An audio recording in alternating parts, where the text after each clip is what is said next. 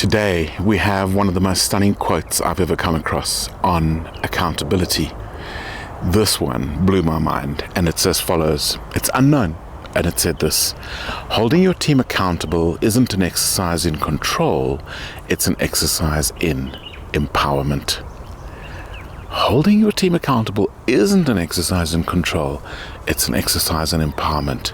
Now that I want to unpack with a story.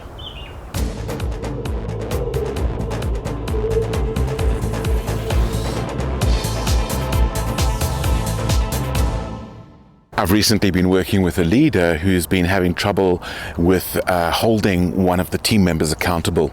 And it's a very interesting thing in that team context. What happens when we don't hold them accountable? And it causes all sorts of problems in the team. But what we forget is it causes problems for the individual. Because we, by not confronting them or disempowering them, we don't even know what the issue is. And holding people accountable isn't even an aggressive confrontation. It's simply having the conversation. What's going on? Where are the problems? What caused the lack of delivery? What caused the lack of communication around the lack of delivery? What caused the lack of communication in so many different circumstances? And it's not asking the why question. That one we've discovered. The why makes people feel oh, I'm being accused, this kind of thing. What we want is to ask what questions. What went wrong? What could you do to overcome that in the future? What changes do you recommend that will improve our communication?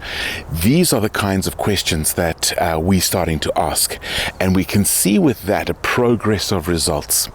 And so this idea that actually holding people accountable increases their empowerment, to me, is fascinating, because when we ask the right questions, when we do the accountability in the right way, what it does is it makes people take on ownership, and that ownership is empowering. That's what we want to do. So how do we hold people accountable in a way that their ownership increases, and thereby they become so empowered to overcome the issues, to perform at a higher level, and to enjoy their job more? Everybody likes empowerment. That is the key. That is engagement.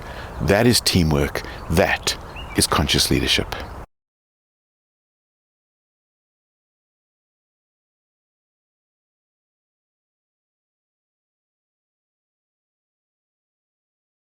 If you like this video, why not hit subscribe?